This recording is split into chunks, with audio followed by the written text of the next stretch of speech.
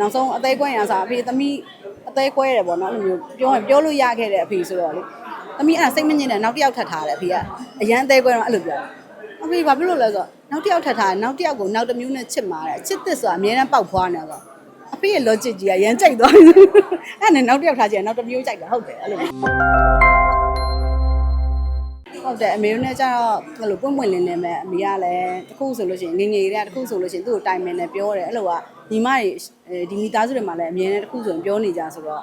တငယ်ချင်းမိသားစုလိုဖြစ်နေတာပေါ့နော်အဲ့လိုမျိုးအဖေကစပွင့်ပွင့်လင်းလင်းပြောလို့ရတယ်အဲ့လိုနောက်ဆုံးအသေးကွဲရစားအဖေသမီး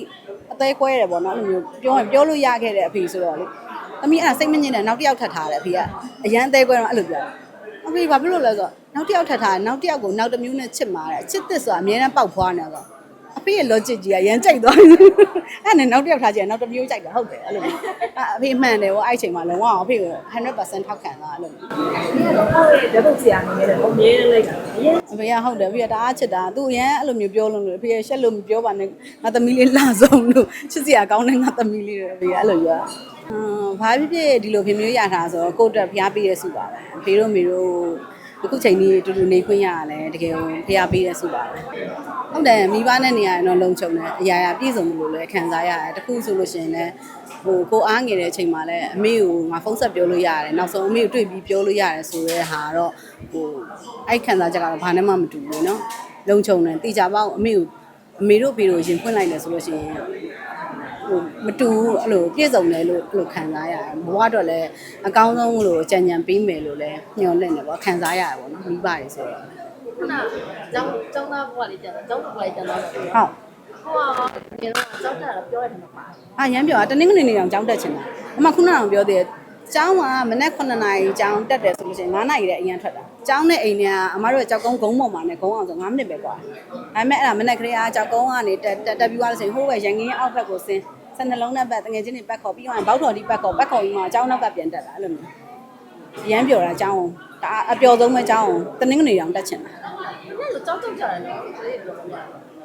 ဲစာမေးတယ်ရိုက်ခံရတယ်အဲ့လိုကျောင်းလိန်မာလို့ဖြစ်မှာပေါ့အဲ့လိုမျိုးကိုကစာရက်မှာပါမှာပေါ့အဲ့ဒါဆိုတော့ကျောင်းတက်ရတယ်ပြောလို့အဲ့လိုလည်းမပါဘူးအမပြောသလိုပေါ့အဲ့လိုတော်တယ်ဆိုလို့ရှိရင်ကိုကဟိုတာဝန်အများကြီးယူရတာမှာလေမိဘကိုမျှော်လင့်ချက်လည်းမပေးပါဘူးအဲ့တော့ကိုကစောကြီးကမတော်ဘူးမိသမီးကဘီတို့စီတို့ဒီတို့မှနေမှာတော့ကြတအားမျှော်လင့်နေမှာဆိုလို့သိရမလား10တန်းမှာအော်ဒီပါမှန်းမှာဆိုလို့စောကြီးက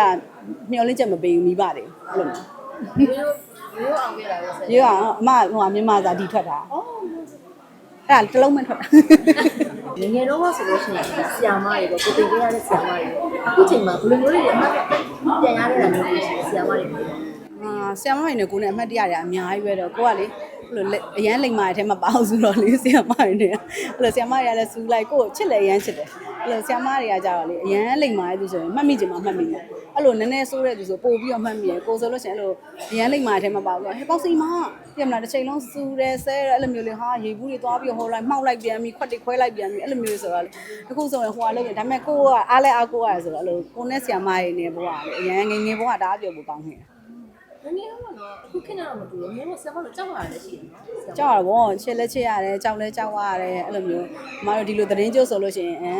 ်အလုံးချုပ်ပြီလေစားကြမယ်တောက်ကြမယ်အဲ့လိုမျိုးတွေအကြောင်းပိတ်ကန်သတင်းကြိုးအကြောင်းပိတ်ကန်ပြီးဆိုလို့ရှိရင်ဆရာမတွေကြောကြမယ်ပတ်စံနေစုကြမယ်အကြောင်းတော့မှာအတင်းတွေကလည်းဖွဲ့ကြသိရမလားပြီးရင်ဒီနေ့ကဘယ်သူကဖျားတောက်တော်ရေးလဲကြမယ်ငငယ်တော့အများကြီးပဲပေါ့ငငယ်တော့အဲ့လိုပောက်ပြရလဲအရန်လောက်တာတစ်ခေါက်ဆရာမတွေနဲ့မှတ်တရဆိုတော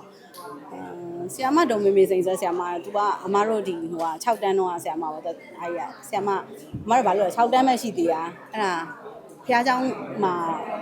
ဖန်ဖဲရှိလို့ဆိုပြီးတော့အဲ့ဖန်ဖဲမှာသွားပြီးတော့ဘောလုံးသွားပေါက်တာအဲ့ဒါဘီယာဘူးရလားအဲ့နဲ့တငယ်ချင်းတွေကဘီယာဘူးတဲ့ဟိုဟာရေဘူးတဲ့ကိုဘီယာတွေထည့်ပြီးတော့တောင်းနေဆရာမအေးငါ့ကိုရေလေးတိုက်စမ်းပါဆိုဆရာမဘီယာတွေဆိုရင်မတက်ရပြီးတော့တန်းစီပြီးတော့ကြာကြီးမတက်ရနေအဲ့လိုပောက်ပြရလောက်တာဒါပေမဲ့မသိဘူးလေနော်ကိုရီးယားလေစမ်းတောက်ကြည့်ကြတော့လေတငယ်ချင်းတွေပုံလုံးထဲမှာအဲ့လိုဘီယာတွေထည့်ပြီးကိုရီးယားလည်းမူးအဲ့လိုစိုးတယ်ဆိုတော့အဲ့လိုမျိုးတွေပေါ့ပောက်ပြရရှောက်လောက်တာငယ်တုန်းကကြာ6တန်းလောက်ဆိုတော့လေအဲ့လိုရှောက်လောက်တာဖြစ်မှာပေါ့